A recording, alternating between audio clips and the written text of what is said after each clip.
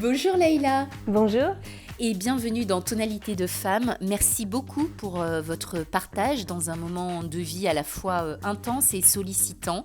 Alors parlez-nous tout d'abord de votre premier métier de réalisatrice de décors après avoir fait les beaux-arts et des études d'art déco. Quels étaient les enjeux de votre rôle sur un plateau, dans un studio ? Alors, en fait, si j'ai choisi déjà de partir vers ce métier, c'est parce que en fait, le quotidien est toujours différent. Il n'y a pas de routine qui s'installe dans la décoration. Et puis, vous travaillez avec beaucoup de personnes différentes, donc il y a plein de corps de métier qui viennent se rattacher à une équipe. Donc, déjà, c'est une ambiance incroyable. Et puis, ce que j'aime avant tout, c'est justement donner de la vie à la matière, à la sculpture, à la résine, la peinture qui amène encore une autre touche. Tout l'enjeu, c'est en fait de rendre réel un décor qui est complètement fictif. Avec du polystyrène, on peut imaginer un mur de briques, on peut imaginer une épée qui va être toute légère justement. Par exemple, dans Animogan, on a eu des baobabs à construire énormes et en fait tout était en polystyrène. Donc on y allait à la scie électrique pour vraiment tailler les arbres et pour finir finalement au papier de verre pour vraiment arrondir les angles, faire des creux, et puis toute cette peinture qui donne toute la dimension au décor. Et après, sur les studios, où ça prend toute sa dimension avec des animaux qui sont amenés, la musique, enfin une ambiance très réelle finalement. Voilà, c'est l'enjeu en fait d'une décoratrice, c'est de rendre réels tous ces décors fictifs finalement. Alors vous avez été aussi au contact de matières, parfois des matières un peu dangereuses. Est-ce que vous pensez que ces matières aient pu avoir un rôle quelconque dans le cancer contre lequel vous vous battez aujourd'hui ? Alors, ces matières sont des polyuréthanes, donc des résines essentiellement, qui effectivement sont très nocives pour la santé, puisqu'en fait elles rentrent par les pores de la peau et vont directement dans le sang. Donc il vaut mieux avoir des masques, des gants, mais c'est vrai que dans ces métiers-là, parfois on oublie de mettre un masque ou même des gants. Je me suis posé cette question pour pouvoir avancer et guérir dans ma maladie. Et je l'ai posée forcément à mon oncologue qui m'a dit qu'en fait, actuellement, il n'avait pas de réponse à de telles questions. Donc, bon, aujourd'hui, je suis un peu dans le flou. On ne sait pas vraiment si ça vient de ces matières ou pas. Alors Laïla, vous dites que vos proches sont votre force, que vous vivez pleinement grâce à eux, qu'ils vous ont permis d'être, de vous accomplir, de comprendre l'urgence de la vie, d'être plus indulgente aussi, et puis surtout de reléguer la maladie en arrière-plan. Et c'est à eux que vous avez envie de rendre hommage aujourd'hui, et puis aussi valoriser ce tissu social qui s'est créé autour de vous ? Oui, absolument. Je pense qu'il y a un avant et un après. Et effectivement, je pense qu'aujourd'hui, je me suis rendu compte de l'urgence de la vie et forcément des gens qui comptaient pour moi et qui m'aimaient aussi. Et donc je pense à mon papa, qui n'est plus là, mais qui avait une pulsion de vie extraordinaire et qui est un petit peu mon ange gardien aujourd'hui. À ma maman, qui est toujours là et qui a une dévotion infinie, en fait, pour ses trois enfants, surtout lors de moments un peu difficiles.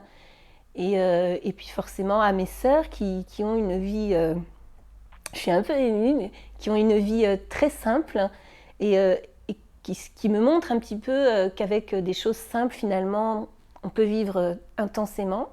Et puis forcément, mes enfants qui sont aujourd'hui mes essentiels, en fait, qui ont donné tout ce sens à ma vie, finalement, et qui tous les jours, par leur rire, leur joie de vivre, me donnent une force incroyable et qui sont moteurs forcément dans ma vie à moi. Et puis forcément mon mari qui a toujours été là et qui lui a...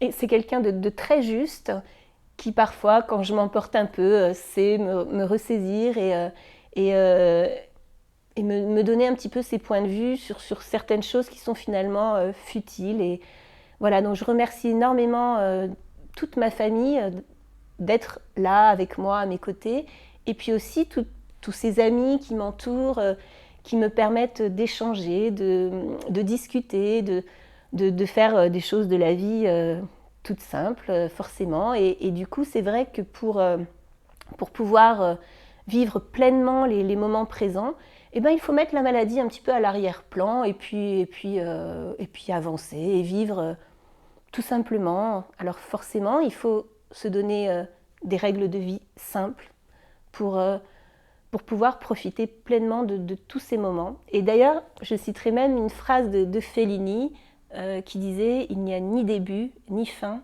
il n'y a que l'amour infini de la vie ». C'est très très beau. Laïla, dans ce combat, vous avez décidé d'essayer tous les nouveaux protocoles contre le cancer métastasé, dont une chimiothérapie qui permettrait de conserver ses cheveux. Est-ce que c'est un réel espoir pour les femmes? Oui, absolument. Aujourd'hui, les oncologues ont une palette de traitements inimaginables, adaptés au cas par cas. Et voilà, j'ai eu une chimio il n'y a pas très longtemps qui a très très bien fonctionné et qui ne me montrait pas malade. Je m'explique. En fait, beaucoup de chimios font tomber les cheveux. Donc les cheveux, c'est pas tellement grave, mais c'est plutôt les sourcils et les cils qui finalement nous enlèvent toute expression dans notre visage. Et cette chimio-là avait la particularité de ne pas faire tomber ni les cheveux, ni les poils, Donc vous êtes un peu fatigué, mais c'est quand même très très convenable. Et puis voilà, aux yeux des autres, c'est une maladie qui ne se voit plus finalement. Donc c'est un réel espoir pour toutes les femmes, vraiment. Laïla, vous m'avez confié, vous êtes un peu plus trouvée dans cette épreuve, vous êtes plus sereine, vous prenez plus le temps, vous avez passé récemment 2 mois entiers de vacances avec vos enfants, ça faisait longtemps, et vous étiez en Tunisie. Comment est-ce que vous avez trouvé votre pays? Alors c'est vrai que je suis très attachée à ce pays car c'est le pays de mes origines paternelles. Et cet été, j'ai pas retrouvé un petit peu la Tunisie, enfin Djerba plus précisément de d'habitude parce qu'il y avait beaucoup moins de touristes. Alors forcément, on traverse une période qui est un petit peu difficile pour le monde arabe ou pour le monde tout court en fait. Et c'est vrai que depuis le printemps arabe en Tunisie, il y a eu beaucoup d'événements et là notamment cette année à Tunis et puis à Sousse. Donc voilà, les gens ne sont pas venus vers ce pays. Après, je comprends totalement la peur, etc. Et puis ça permet peut-être aux gens de voir d'autres pays vers lesquels ils ne se seraient pas forcément tournés. En tout cas, la Tunisie reste un très très beau pays et cet été, voilà, à Djerba, il ne s'est rien passé. Au contraire, nous avons pu profiter des plages, des plages pour nous tout seuls et puis de plein d'autres choses. Merci infiniment Laïla pour votre présence dans Tonalité de Femme. Prenez bien soin de vous et j'espère à très bientôt. C'est moi qui vous remercie énormément et je vous dis à très bientôt. Merci pour ce moment de partage.